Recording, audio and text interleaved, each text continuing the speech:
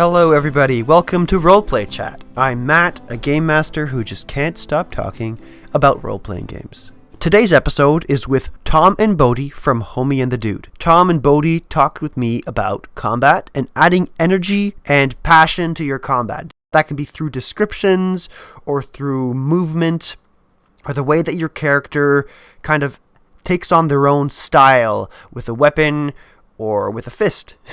We also talk about aerial combat.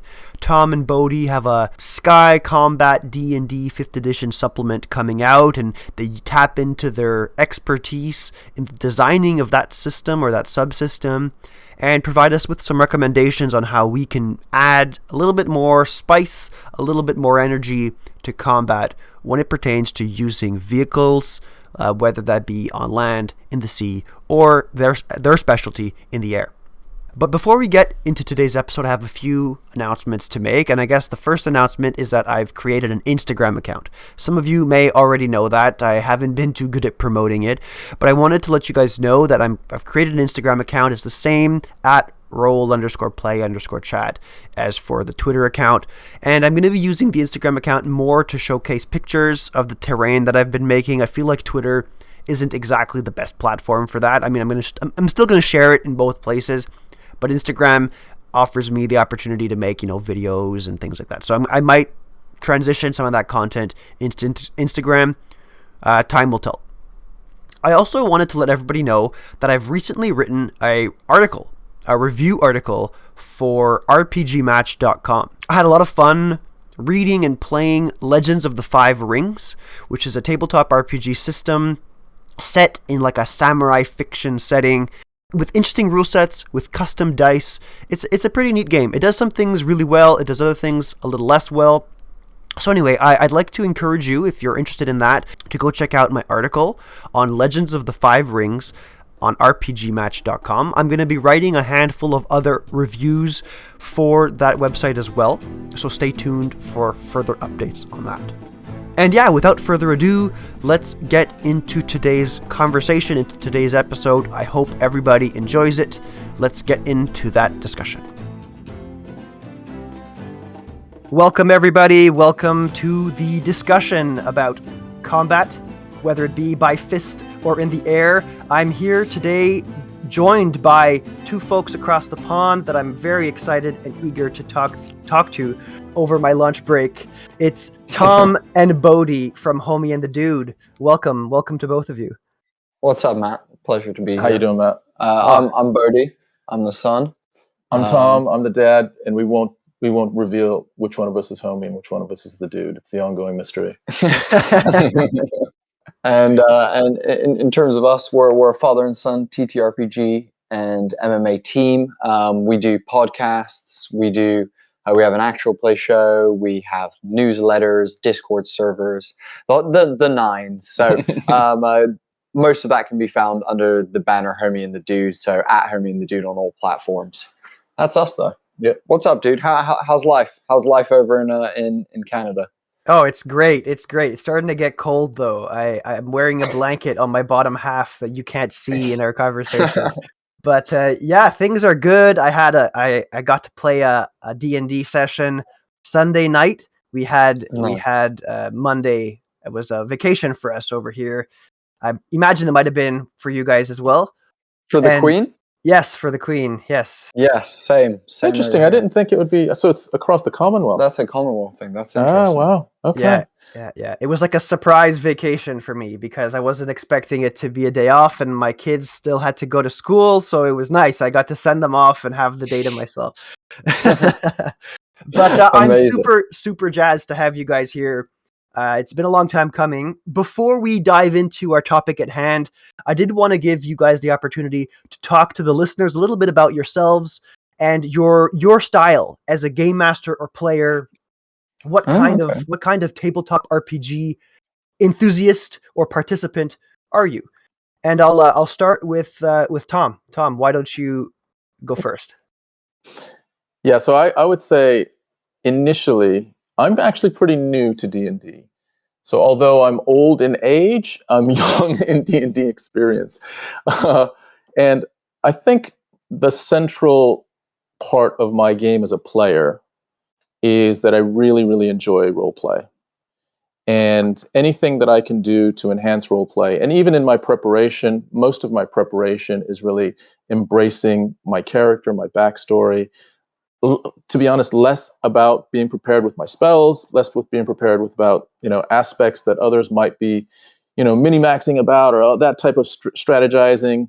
I just not interested in much of that. So I'm really all about capturing those moments of the highs of comedy, the lows of drama, the spectrum of emotions is the thing that really inspires me. And you're really good at that. Awesome. And how about you, Bodhi? Where do you sit on the spectrum of types of gameplay and game masters and players and all that? So as a player, I definitely am very consistent with what I do. I try and find things that will surprise people. So every character I play has always been, I've been a colossal Titan Slayer that's afraid of things that are bigger than him. I've been, an old time wizard who is blind. I've chosen like weird contrasting things to just try and keep it fun and interesting is a lot of what I do. Yeah. But if I'm very serious about it, like I very much like Tom, like to think about, my player pretty deeply, but I'm a lot more combat than Tom is. Like as a player, like I often am like thinking about, cool, if I chain this, and this, and this together, then not only is that a very cool sequence of like movements or actions, it's also a, powerful ability thing that I can do to execute in this moment to assist the team. So I'm very much like that as a player, but I would say I'm a forever DM. I play, when people ask me to, when people offer, but I'm much more of a forever GM. I love living vicariously through my players and experiencing the highs and the lows, like Tom said, with them, and just, be in the world that is they're bolstering them up as well as trying to tear them down. I really, really like that. And then the final thing I would say is in terms of style as a GM, I would say I ride the line between serious and comedy pretty hard at a lot of times, where I will flip from a very serious moment to something like in an upcoming episode that we recently recorded of our actual play. Our players went to an underground party kind of club scene, and two of them accidentally did some hardcore psychedelics, and we did this weird like trip scene and one of them was like pretty emotional and it was relieving a bit more information to one of the players about their backstory. It was really intense, really emotional, and so like we have this intense emotion bit, and then like as I'm kind of ending it, I'm like, oh, and we just quickly switch back in the club, and everyone's like dancing, and you're having a great time, and you're looking at this person, and their eyes are back in their head, and they are just gone. Do you know what I mean? Like that kind of thing. And so I really like riding that line between, going from very serious to very funny and back and forth, on that spectrum, doing things like that. What about yourself, dude? What type of player or GM are you? Yeah, well, I mean, the people of the show will know this, that I put story first also. I think we're going to get along in the recommendations and advice that we give. I like to put story first. I like to play games that are a little bit more lighthearted with I like to say it's Avatar: The Last Airbender in a pirate campaign. That's basically my homebrew world. That's perfect. I love that. That's beautiful. That's a great reference. Yeah. So that's kind of how I like to run my games. But at the same time, I can appreciate all spectrums of this game. And I think that as a game master, we ought to always challenge ourselves to run things that are outside of our comfort zone, just to see if there's something about that we can adopt into our style, or if maybe we can evolve our style to meet it. So this is one of the reasons I'm very excited about today's conversation, because combat, for me, despite trying to do it often enough and trying to give it a lot of energy and make it fun, I find that a lot of the time I include it almost out of obligation. I feel like, okay, there needs to be combat here. There needs to be this juxtaposition to help with the pace, or to help with maybe there's a conflict that is unavoidable and we need to have this confrontation. So I'm really, really looking forward to talking to the two of you to see maybe how you take your experiences and your styles to make combat feel faster, feel more energized, have maybe roleplay opportunities baked into them, things like that. So and now I'm kind of segueing into today's topic of conversation. So I think we'll start by letting the audience know that, and I will have already mentioned this briefly in the introduction, But so today we're going to talk about combat, but I think we're going to look at it from a perspective of injecting energy and passion and making it fast paced and fun and visceral. And we talked a little bit specifically about hand-to-hand combat because I know you guys really like MMA and that kind of stuff. Yeah. And I'd love to see if there's any kind of Venn diagram where tabletop RPGs and MMA coincide. I don't know if there is. I'm sure there must be. And then also because of your actual play series and the fact that you guys play in a flying, floating sky world, how combat translates into a flying space. Yeah, go for it, Tom. I just think your point was really interesting in that, there is almost an expectation, and you can feel it in a game that the DM and the players are kind of calculating. Okay, well, last session there was no combat, so we're either getting it this session or we're definitely getting it the next session. It's almost like a rhythm thing that is an expectation that I'm not sure I'm too happy with either. I feel like, let it happen whenever it happens. Let it build to a point where it's necessary, where it's an obligation. But let's not make it something that is like a rhythmical thing that like every 1 or 2 sessions we're going to be throwing down. I don't know. It's a good So point. do you know what I would, as a DM, I kind of feel the pressure that Matt feels. I understand what you're talking about. And I think, look, where does that pressure come from? Let's break this down for a second. Where does that pressure come from? It comes from the fact that this game is based around combat mechanics. When you look at the character sheet, you have 3 things. Well, if we're going to include like all the role play aspects, let's talk about all the charisma based skills. We're talking deception, persuasion, performance, all that kind of stuff. If we're looking at those, and then you look at the other 3 things that you get on a character sheet, which is your ideals, your bonds, your what's the other one? Flaws. Flaws. Thank you. And then if you vaguely consider backstory, looks, things like that. Otherwise, though, 90% of your character sheet is what can I throw? What can I do magically? How far can I run? How strong am I? All this other, attributes that are based more around your person's ability to survive, to deal with these conflicts that come up in, fantasy and things like that. So I think for me as a DM, something that I definitely look at it about, and something I feel like when we play our actual play, I very much do try and give like long, like extended areas of role play. But I also understand that there's a need to drip feed that in, actually not even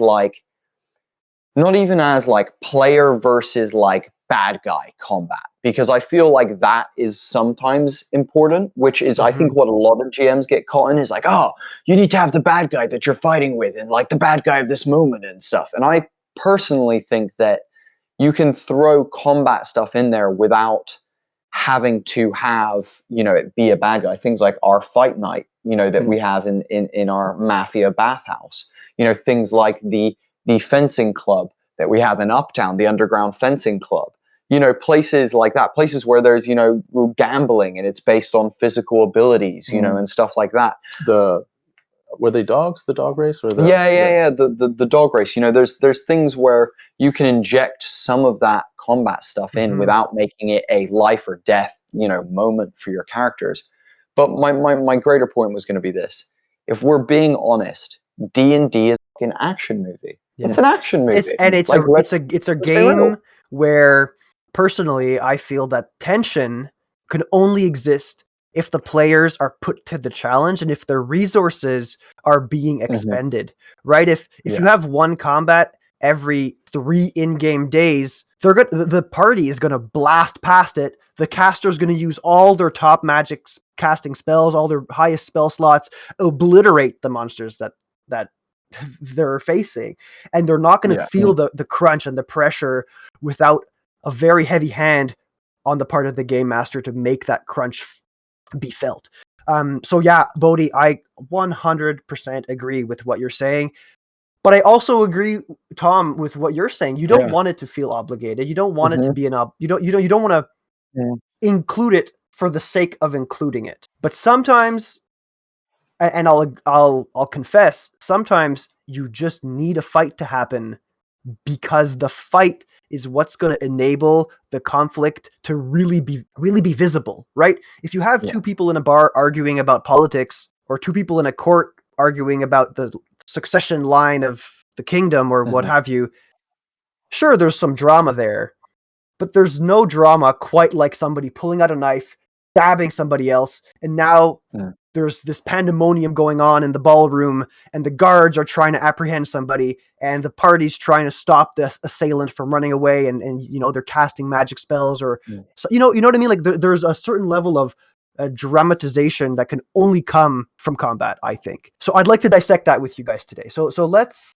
start with very basic recommendations. Let's say if you are in a situation where there is combat going down, Mhm. combat's Mhm. happening, the party has decided to fight the monster, or the monster has decided Mhm. to fight the party, whichever order, or that doesn't really matter who started it, but you're in a combat situation. From the game master seat, Bodhi, what are you going to do to make sure that it's just not going to be this slog fest where people take turns attacking and move on to the next thing? How do you make it feel alive? How do you make the role play? How do you make your players want to role play in moments like that? So that's a great question. That's a bloody great question. People are going to hate my first answer to this question. People are actually probably really going to hate my first answer, and I will tell you why I'm going to say this. Get a battle map. And that's a weird one for me because I have done a lot of theater of mind stuff, and it can be very amazing, and it can be very incredible. There is legendary moments with theater of mind, and I want that to be made clear. And I have run it, and I do still run it.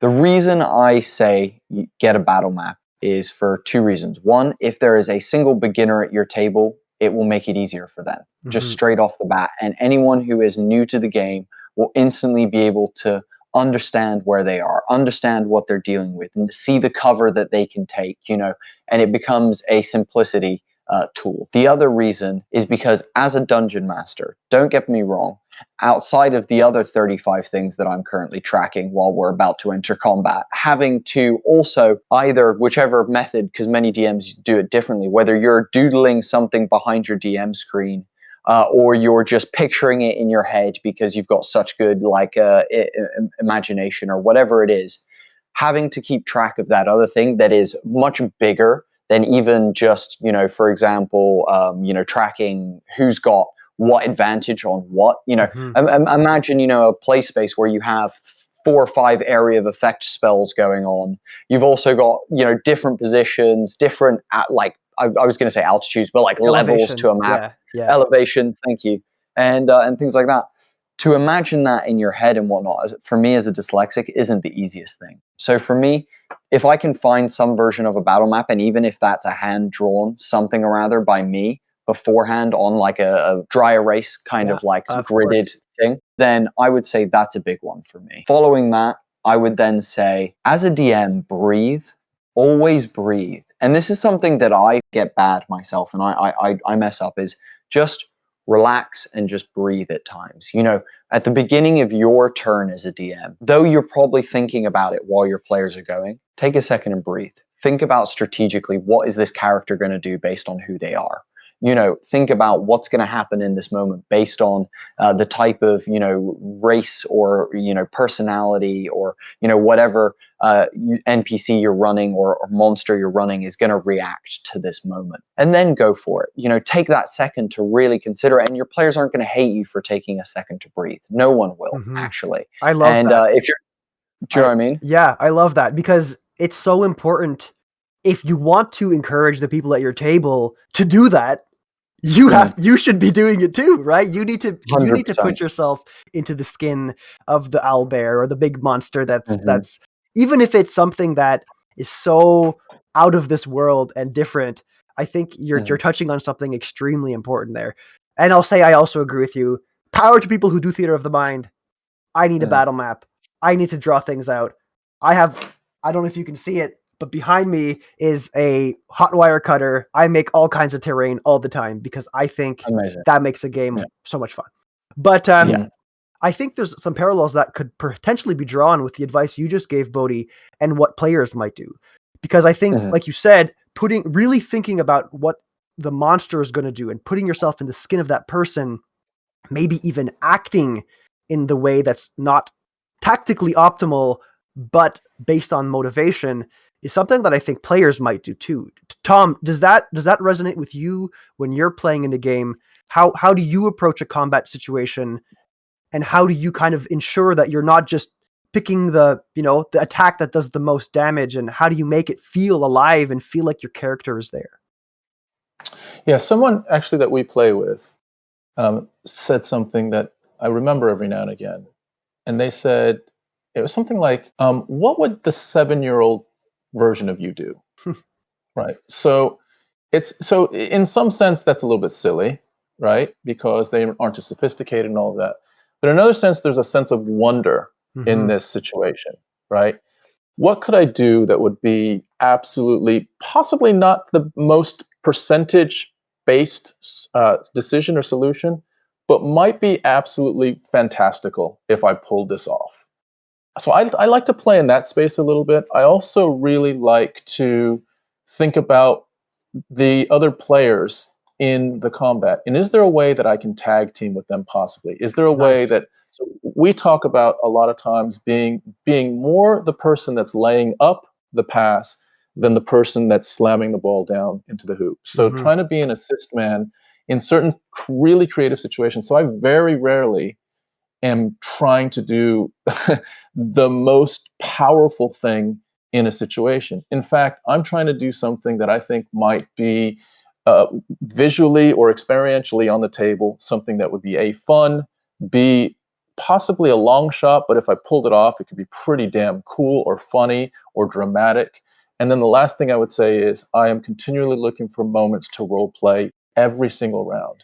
So That's super important. right Super before and important. right after, I talk to the DM about what my combat actions are.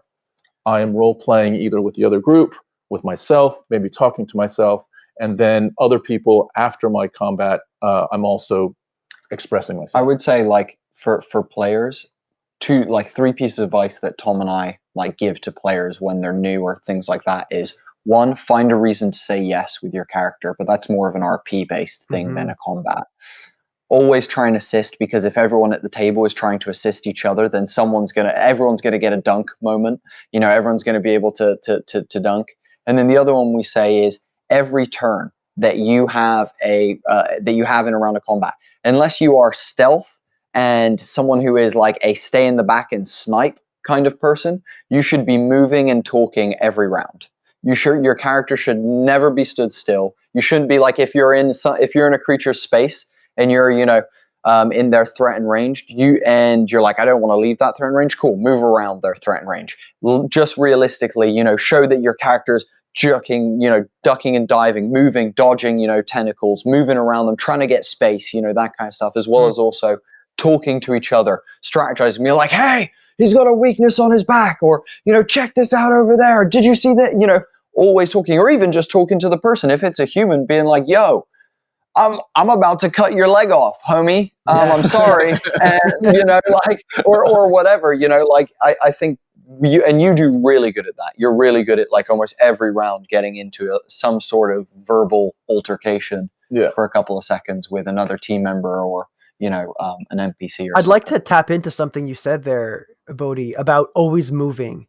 Is that something that in an actual fight, in like an MMA fight, is that something that's anecdotal here? Like, is that something that they would do? Yes. Always circling, always moving, never stand still? Yes, it's if you ever stand still in a fight, you're in a bad place. Like, the moment, like in martial arts, the moment that you plant your feet, you leave yourself vulnerable for so many things. Someone to shoot and take you down to the ground, someone to step in and close range on you. Anything from them throw a feint and you react too much, or not be able to pull back, do the classic slip and move out of the way kind of thing. So yeah, that one very much comes from a martial arts standpoint, I think. And even if we're not talking direct, pure, like, realistic fighting, if we're talking movies, because that's an easy one for people to relate to. The only time you see someone, like, in a movie stop is if they're like, whoa, striking, like, that kung fu pose and stopping. And then, they're back into fighting, they're back into moving, they're jumping on this, they're assisting someone else. It's very rare that you see someone just, like, stop and be like, haha, Mm-hmm. I'm stopping for this moment. So yes, I very much think that will make your fights more realistic based on just how real fights work. Move your feet or get hit, basically. Yeah, I really like that. Are there other things that you feel can be translated from that world, from the MMA world, from the martial arts world, that can be injected into the tabletop combat experience that might make it feel more realistic, feel more lively? Dude, that's a great question. I think it's one that, again, a lot of us come from like a couple of different places. A lot of the TTRPG community comes from a place of, movies, television, Mm-hmm. books, anime, that kind of, absorbing content in that manner. And then another big half comes from video games. And either way, you're coming in with some sort of knowledge of fighting, because in a lot of those circumstances, if you're coming into this fantasy genre, there's fighting of some sort. Of course. And so I would say for us, something we applied and we've created is our unarmed combat supplement that we created. It's called Unarmed Combat Evolved. And it basically just gives, it's super basic. We tried to make it as easy as possible for beginner DMs and players, and you retain the same combat rules in of how damage is dealt when you do an unarmed strike. You still make the hit attack and all that kind of stuff. The only thing that we added is basically you roll a percentile dice, and whatever your modifier that your attack is, I assume it's going to be mostly strength unless you're a monk, then you're going to be using dex. Whatever that modifier is, quadrupled. If you get within that range, an effect happens when you choose your attack. But we've basically given you a list of, I believe it's 10 now, because we've got Unarmed Combat Evolved 1 and 2, of 10 different striking options that you can do to a foe. So it could be anything from, we have the ear clap to the groin kick, or all the way through to the Muay Thai, like knee to the head, slashing elbows, and we've written out a big list that, it means any layman who, might not have the knowledge that Tom and I have of these martial arts can look at it and go, you know what? I'm going to disrespect slap this beholder. I'm going to backhand this beholder. And so they're going to take that one. They're going to roll to see if the effect happens that comes with it. And it elevates it a little bit more and makes it a little bit more fun. But if we're talking without our supplement, the one thing I would say is think about just the practical laws of physics.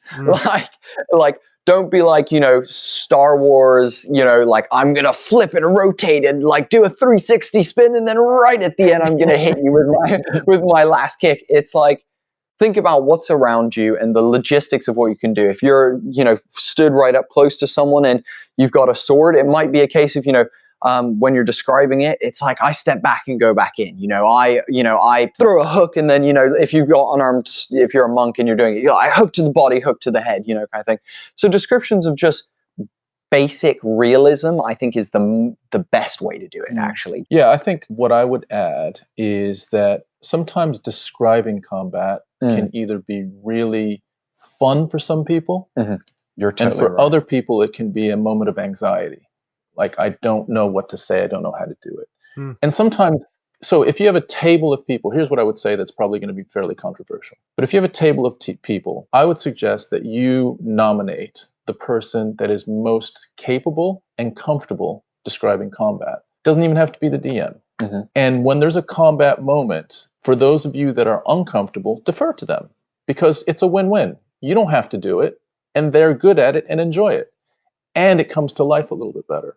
So it feels like, to me, like I'm one that is actually a little bit uncomfortable when it's my turn to describe combat. And Bodhi's awesome at it. He is, like, as far as his DMing repertoire, combat description is at the very top, and I put it up against anyone's, just because he has the background of understanding real combat damage and how that might display itself on a human body. And so it really comes to life, or a creature, what have you. But that additional little tip, I think, is, some people are just uncomfortable with combat because they're just uncomfortable being put on the spot in that moment. So let's just fix that. Let's play with that in a way that makes it clever and safe for the whole table to have fun with it. Yeah. Oh, I love both of those things. I mean, Tom, I couldn't agree more. People that like things want to talk about it. They want to have the limelight for the things that they feel the most confident in. So given the opportunity to defer, I love it. I applaud that. And I'm going to start doing that at my table, I think, as of my next game. Awesome. And I also really liked, Bodhi, how you talked about understanding the physics and describing the movement based on realism. I think descriptions in a combat environment, in a combat setting, are critical if you want to really inject energy. But I'm going to unpack what you said a little bit, because I'm coming from a position where I'd never done any martial arts. Not that I don't care for them, but it's just not something that I'm interested in doing or watching. So when you say describe something as if it, are you able to kick them? I don't know. I actually don't know. So could you unpack that a little bit? How would you, from your martial arts background, be able to decide what kind of parameters might you include and assess when you're providing a description of how you're striking somebody? So that's a bloody great question, Jesus. That's a really good question. Exceptional question, geez, wow. So I would say it's about, like I said, thinking about the physics of the world and what you're in, and knowing the character that you are. Understanding the D&D physics. So, for example, we know that the D&D jumping mechanic is super broken. A dwarf can jump higher than the best NBA player in history, which is ridiculous. But it's the world that D&D is played in. So understanding the things that are within your parameters of the world are really important. So, for example, if we're talking about in the real world, I know that I can probably jump forward about maybe 3 to 4 feet. I can probably jump up, realistically 1 to 3 feet, somewhere in that range. And, my arms are probably, I can probably stand about half a meter to a meter away from you and still be able to connect it at some sort of damage level. Okay. And it's about thinking about your character's physiology and cool, if you're a Goliath, you probably have a decent reach. Do you know what I mean? Like your arm, you probably have a good wingspan. Your arms are pretty long. You could say, if when you're within the threatened space, it could be anything from, I'm going to jump and do a Superman punch because you're within that range. Or, I'm just going to throw a jab, just a standard one punch, just extend my arm, snap it, clip you in the chin, and that be it. And I think the best way for people who don't know that kind of stuff and want to think about it is, again, think about, cool, is your dude, so if you're swinging a sword or an axe, think about how they swing the sword or the axe. Are they with an axe, dude, are they a slasher? Are they someone who's a bit more strategic? Are they butting people with the heel? Are they, like slapping them with the side of their, are they, using different aspects of the weapon in different ways? If they're a rapier user, are they hand up here, kind of balancing them? Are they hand behind the back? Are they, guarding, with the other hand, ready to punch? And think about the style. Like, to me, that is where actually the description comes out more, because you don't need to know exactly, like the Kung Fu techniques or the Muay Thai techniques or the Taekwondo techniques. But if you're like, I want my guy to use knees and elbows, you can go look up, what are some, strikes with knees and elbows. Well, Muay Thai will instantly come up, and you'll be able to find out with literally 20 minutes of Googling that, you can do a slashing elbow, which is, this kind of way. You can do like a jabbing elbow. You can do, a tomahawk elbow, and it will then suddenly give you this repertoire of going, cool, my guy uses his elbows. I don't typically punch. So now when I'm in close range, I'm describing it as, elbow, all this kind of stuff. And it becomes a little bit more fashion to each player. And I think that's an important one. Style. And, not every swords dude is swinging, their sword the same way. You got samurais who are doing it one way, German longsworders who are doing it another way, all the way through to, Malaysian people using the amazing daggers and stuff that they did. It becomes very much base it on, the type of character that you're playing, the style that they would go from. So I think that's how I describe it. Very good advice. Yeah. So if I can repeat to make sure I've understood, I'm hearing, try to make sure you understand the space you occupy physically in the space, but then also the style in which you're hoping to connect, the style in which you're employing the weapons that you're using.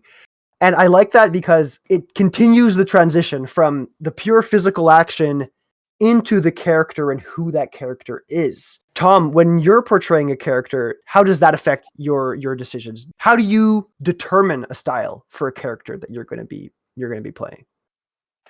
Yeah, I think one of the things. So I'll give you an analogy of that relates to this. So there's a fairly famous football or soccer player from the American audience.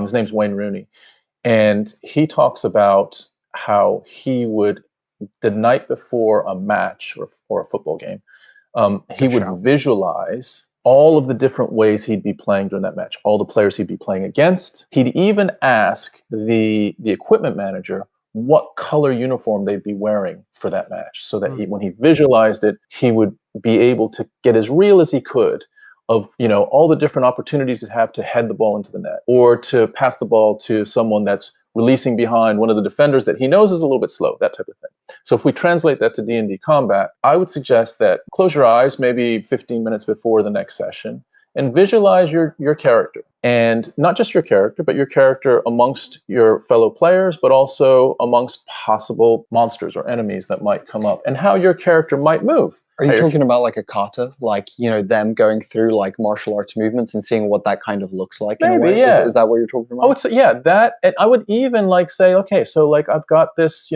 broadsword. If anyone that's a giant comes toward me, how would that look? What would I do?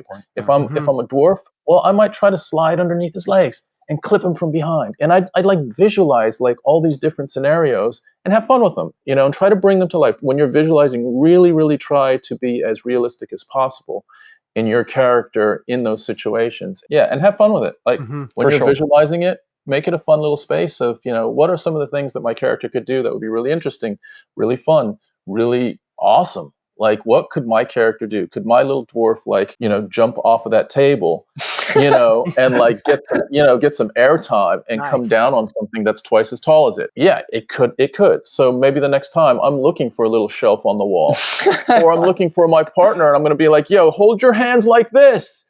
Here I come, and run toward them and launch yourself up. Those types of things I think are make those moments more memorable, as opposed to, I do 5 points of slashing damage. Cool. It's bringing out those memorable moments. That's another interesting point. Now that you just say the word slashing damage, just off the top of my head, I was going to say, with the weapon that you choose as well, look at what damage it does. If you've got a rapier and it's piercing, I mean, don't get me wrong, you can, go up next to someone with a rapier and, slash them.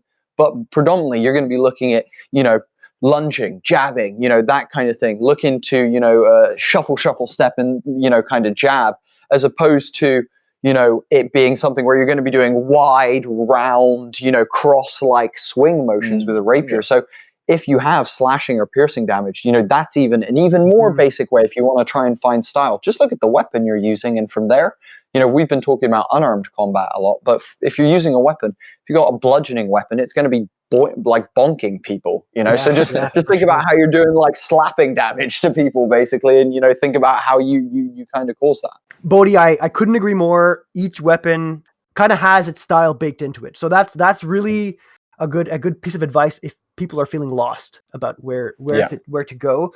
So we've been talking a lot about fighting fist to fist, sword to sword, up close and personal. I wonder now, how does this kind of how do these recommendations, how does this advice translate itself into a sky battle? Because I mean, sure, you could have, when you think about it, if you think about it too hard, maybe your brain starts to hurt. But I'm thinking, if you're in a tavern floor, or you're on the deck of a ship in the air, those two things are basically the same.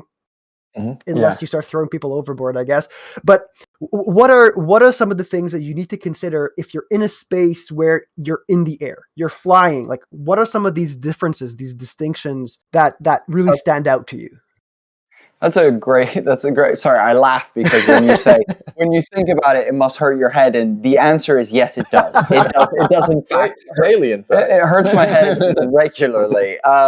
So a couple of those to answer that. First of all, my world in the sky that we have. So our AP podcast world is set in amongst floating islands thousands of feet above the land below, Okay. and it's actually got a impenetrable layer of like cloud below it. So it's very, a very dangerous place for those who fall, is what I would say. But we also, because of this, because of a good section of our world being torn into the sky and the rest of the planetary matter being left below, we don't have mountains of monsters, which is something that most people kind of shock and awe at me, because I don't do dragons and I don't do dungeons, but I play Dungeons and Dragons. And I deal a lot more with like people to people issues. So a lot of that, what we mentioned, that realism of combat falls into place. If we're talking player to player combat, things remain fairly the same.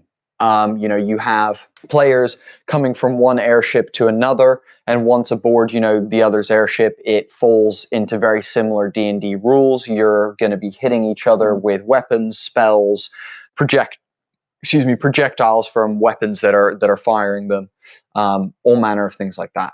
However, what becomes wild then is airships fighting each other, and is something that we have been actually working on now for 4 months. It's very hard. It's a wild project that we've taken under our task, but we're trying to make it, like we said, like you've mentioned many times, visceral, realistic, dynamic, all these kinds of things are kind of centered around that. I know you want to say something. Go No, that's our mantra, isn't it? It's to keep the traditional D&D player 5e combat rules to apply. That needs to be the same. But not just that. To not overwhelm those rules with some other complexity that those rules and that play gets sort of pushed to the side or squeezed out or just slowed down so much that it's really, really even more painful. Which D&D combat can sometimes be. Yeah.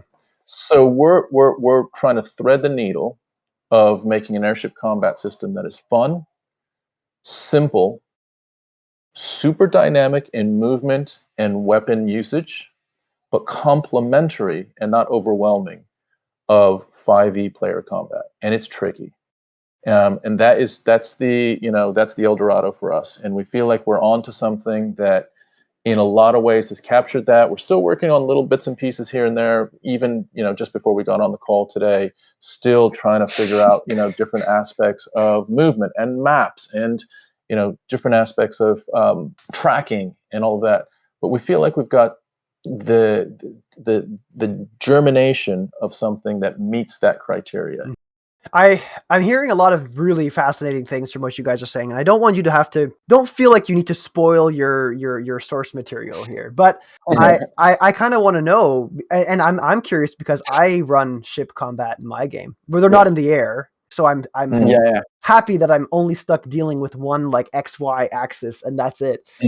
But I'd be really fascinated to know how elevation, like you're working in 3 dimensions here. How does that really complexify? Because I'm sure it does. How does it complexify the space, the combat in this 3 dimension? And how can you? What kind of advice could you give to people who are trying to explore this space to make it dynamic, to still have descriptions that feel like it's not overwhelming? Because when you think about it on paper, it sounds pretty overwhelming. It's wild. So 3-dimensional space. So actually, do you know what's interesting? The flight part of it was very easy. We solved the flying up, down, left, right.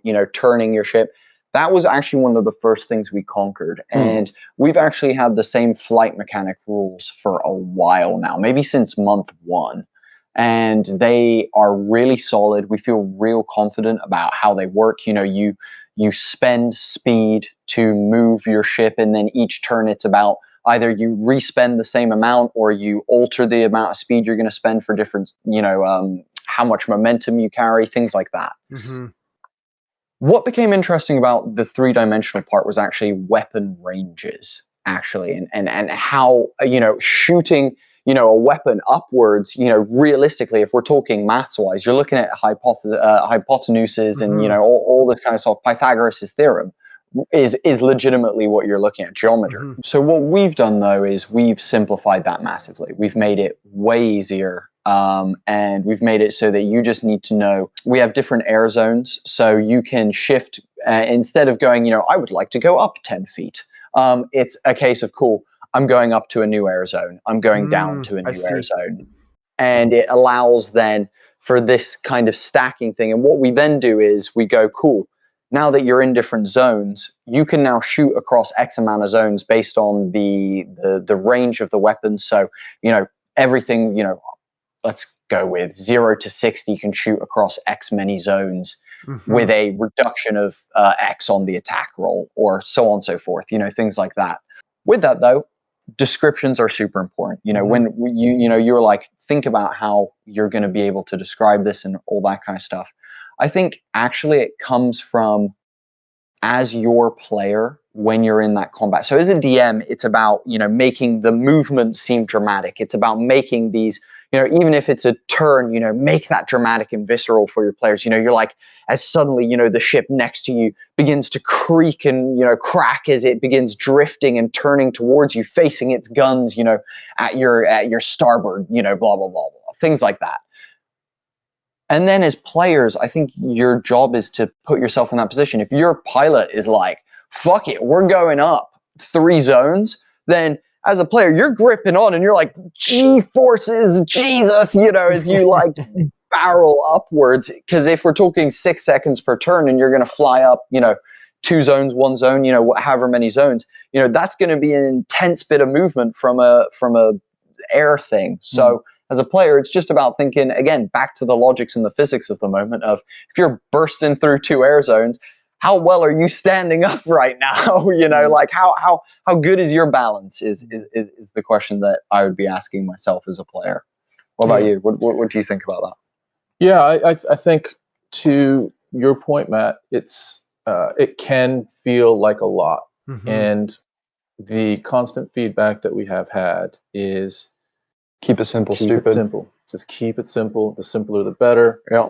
So how do we keep it simple but still make it feel like it's a dogfight up in the air? Yeah, and it has to feel different, right? Like it still has to feel like it's its own thing. Sorry, keep going.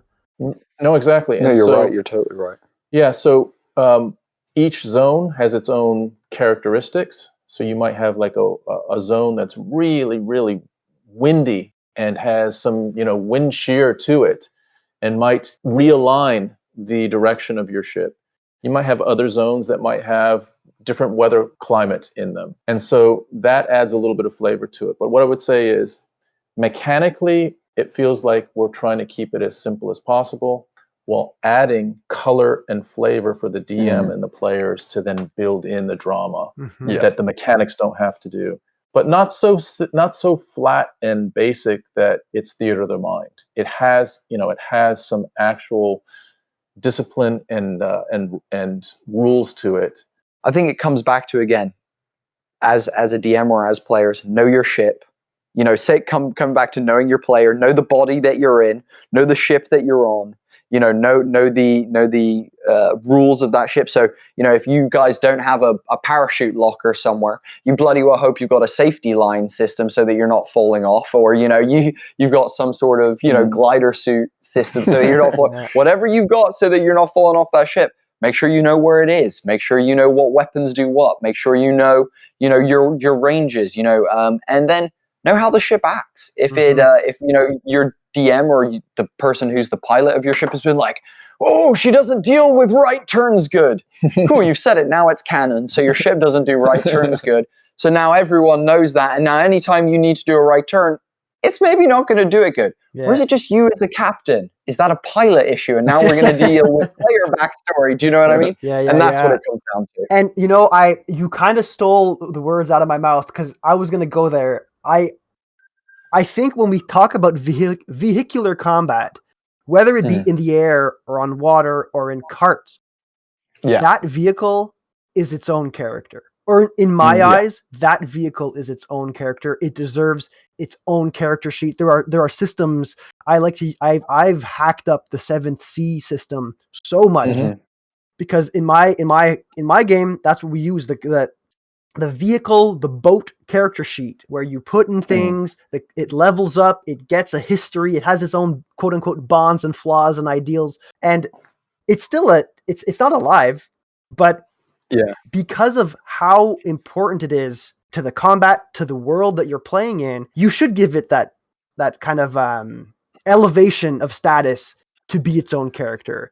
And I think that when we're talking about making the combat feel energetic and dynamic, some of the strategies that you guys mentioned earlier, like Tom, visualizing, you could probably translate that, I think, into visualizing the boat and how the boat moves and how the vehicle performs under certain circumstances. For sure.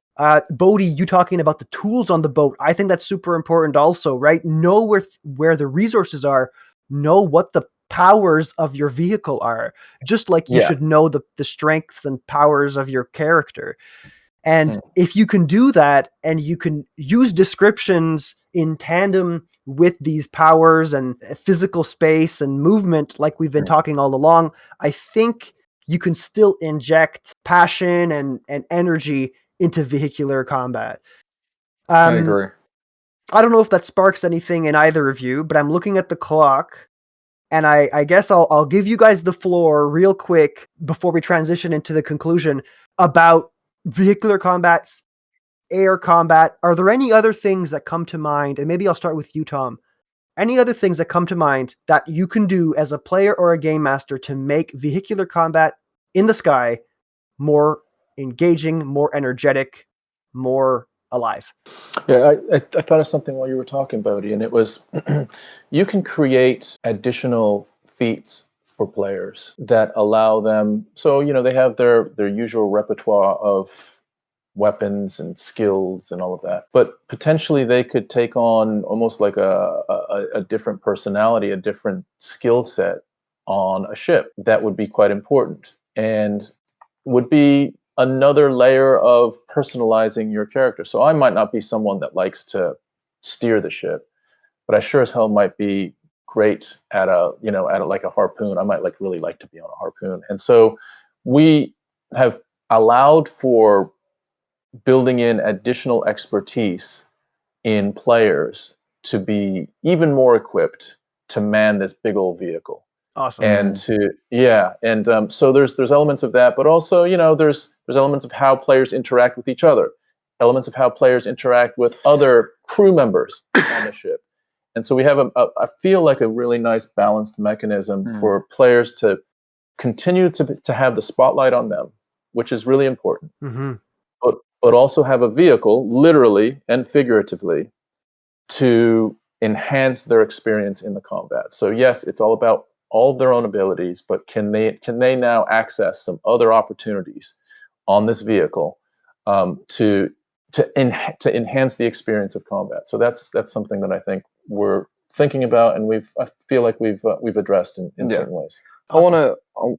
I want to say, like, from my end, to just readdress something, and I think for players, I would say, for all combat, talk every round, move every round, make it feel like this is alive. Don't just roll your dice. And I think that's one of the biggest ones across the board is don't just roll your dice. Make sure this feels like it's an engaging live combat situation. Not just people sit around waiting in turns to just like tap each other once with a sword and be like, haha, I hit you for 5 points of damage, now you're bleeding, kind of thing. And make it more juicy than that by how you kind of go about what you're doing. I'd say for GMs, I will reiterate, just take a breath. It is the biggest thing that I have ever learned. And do you know what? I can't tell you how often I forget it. I can't tell you how much my adrenaline is going in some moments, and I'm just so wrapped up in the moment that I forget to breathe. But if you look at any good dungeon master, and I'm not going to name them because we all know the big names in the industry. I don't need to put their names out there, but the big, Mac daddies, the dons of what we do. Watch them do it. Watch not what they're saying, but the technique of how they do it. Watch that stuff, and you'll notice they pause, they think, they evaluate, they strategize. Sorry, they very much are thinking about, one, how can they make this next description? Did the bad guy just draw his sword?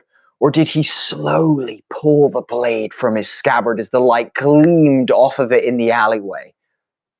Give yourself a second to really think about the next level of what you're doing, what you're describing.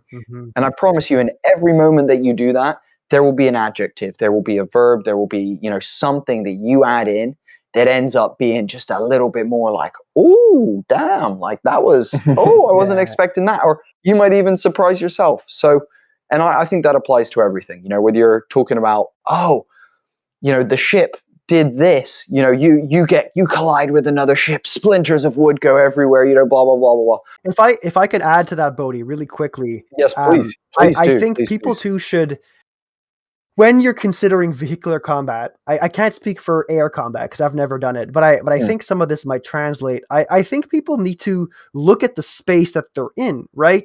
When you're doing naval combat or vehicular combat in a large space, your sense of scale has grown immensely. The cannon or harpoon or laser gun or whatever that you have on your vessel, that range is so astronomically longer than your arrow. And putting that sense of scale, I think, really leaning into the differences of what this vehicular combat is, I think is super important and can make it have this sense of different, just different enough that the people playing can feel it and they can like get excited about it. And then, as the boats get closer, then you start bleeding in between fireballs and magic missiles and harpoons. And then, now you're boarding. I think taking advantage of the space that you have when you consider vehicular combat is a new tool in your toolbox as a game master. Don't always do it. Don't like abuse it, but make sure that you pull it out sometimes, because it's that difference that's going to help make it feel different and stand out and feel engaging. I fully agree with you. I fully feel, and we've talked a lot about like personal, how you act as a character, and Tom mentioned it ever so slightly, using your environment to your advantage, and thinking about the things that are around you, as part of all of this. When you take that breath, as a DM, if you're up in the sky, and this is a really good example, and often people, in D&D are like, oh, DM said roll initiative, so we're fighting this thing, where, dude, if you're in the sea or you're in the sky or you're on the astral sea or whatever it is, you have hundreds of thousands of feet of nothing in various different directions. Why are you not running? Like you can use this space to dodge, get away, outmaneuver, cleverly hide in pockets of cloud, or behind an island if you're in the sea, things like, you can use some of the shit around you to elevate that as well. And like you said, that sense of scale comes into that. You don't have to, as a DM, like allow a ship to get closer to you. If you are being realistic and you're thinking about it, every time a ship comes close, you're backing up. As long as you're within range, you're like, unless you're like, we are the boarders. That is what we get on other people's ships and we kill you from within your ship. It's very rare that would happen. Let's be honest, so 100%. I think using that to your advantage as well, using that space that you now have, not just on land, which with a cart, unless it's got 4-wheel drive, you're sticking to pre-trodden paths. Do you know what I mean? I think you've got to think about that space and using what you have to at your fingertips, what's at your disposal. As an advantage. Like what do these vehicles enable you to do? What does the space enable you to do? Maybe there's monsters that you would have never been able to incorporate into a dungeon or into like a political game, but now you're at sea and you can have a kraken show up. Like, make it happen because you have the space. You're in the sky, you could have an army of harpies come at you. You know what I mean? Like there's this really neat flexibility that I think we should be taking advantage of. I know we could talk about this forever. But I think I'm going to start wrapping up, if that's all right. Of course. So thank you to the two of you for being here for this conversation. This has been wonderful. I hope everybody listening has taken some notes, and I hope we've convinced you to run some vessel combat. I hope we've convinced you to go buy the supplement that Homie and the Dude are going to be publishing about space aerial combat. And yeah, so why don't I pass the microphone over to the two of you? Any final words about injecting energy in combat? And once you've said your final words, please let us know where the listeners of Roleplay Chat can find your content, where they can subscribe to any of your podcasts or streams, and all of that. The floor is yours. Last words from you, and then I'll do all the pluggy stuff that you can't remember. My last word is sometimes we just need to take a moment to meta ourselves out of this whole discussion and just remind ourselves what we're doing. Having fun. We're having fun. And let's just connect up with what fun means for us. Because fun is not the same thing for everyone. Agreed. And if fun for me is to describe combat in a way that is really sort of connects with some of the action movies I've seen, then I'm going to lean into that. If fun for me is, you know what, I am okay with being the assist person and someone else taking the lead, then I'm going to do that. So really just kind of figure out what experientially you want from not just combat, but from D&D in general, and then have fun with it. Just continue. I mean, we are so busy in our lives. This is a moment for us to come together with people we want to hang out with for a period of time and forget about the rest of the stuff. And let's just lean into that as best we can. Well said. And have an experience. Yeah. Great shout. Do you know what? That's, I was gonna. Did I steal that? Not exactly. I was gonna say have fun. I was gonna say to inject energy in combat and even just in your games, just have fun. And things that we currently are doing. We have our actual play podcast, which is called The Sky Realm. It is a journey through our lands of oppression, of rebellion, of terrorism in some ways, of regaining a new world order that has been taken from people. And it's a very fun campaign. We have an amazing cast. We have Amber the Space Jamber on Twitter. We have Sam Comerford from Roleplaying and Roleplaying. We have Blake Francis, and then we have Tom, Tom's wife, my mother, Tracy, and we did have my best friend Ryan for a good portion of time, but he's recently left to go traveling for Africa. So we had an amazing cast. Sounds like a star-studded lineup. I recognize everybody you said, and yeah, everybody there is worthy of being watched and listened to, including, of course, yourselves. Thank you. Thanks, and they very much are best bloody cast in the world, I would say. And then we currently have a newsletter that we call our Newsletter of Holding. You can subscribe to that completely free, receive free D&D supplements such as NPCs, magical items, battle maps, things like that, as well as also behind the scenes content from us here at Homie and the Dude, as well as finally you get updates on this airship stuff that we've been talking about, our airship combat Kickstarter. You will get updates and questions from us about what you think we should do, because we're making this for you guys. So interact with us with that. Also, you get entered into every dice giveaway that we do, because for some reason we make dice here as well. Awesome. That's great. Yeah, I saw some pictures. They looked stunning. Thank you. And then the final thing is, if you want to find all of our other content, we do podcasts with people from the Dungeons and Dragons community all the way through to real life areas of life, creatives across the board. You can find all of that actually in our link tree. So if you go to like our Twitter, which is at Homie and the Dude, there's a link tree link. Same on Instagram, same on Facebook. If you go into that link tree, you can find our website, you can find episodes, it'll all be down in the description. Not down. I'm not on YouTube. It'll be in the show notes for those of you listening. So we'll get that all plugged in there for sure. Amazing. And other than that, we're Homie and the Dude. Homie and the Dude, father and son, TTRPG and MMA team. And it's been a pleasure. Matt, you're a kick-ass dude. Thank you for having us on. It's been a freaking awesome chat. Really, really appreciate it. My pleasure. Thank you to the two of you. Like I said to the audience, you guys will be able to find all of Bodhi and Tom's links in the description of today's episode.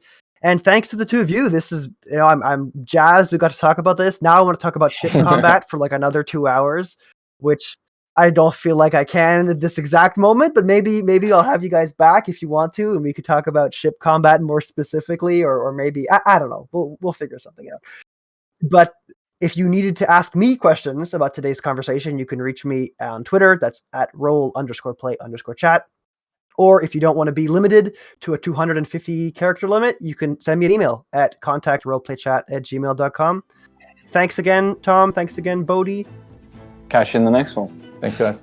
With that, let's call it a chat.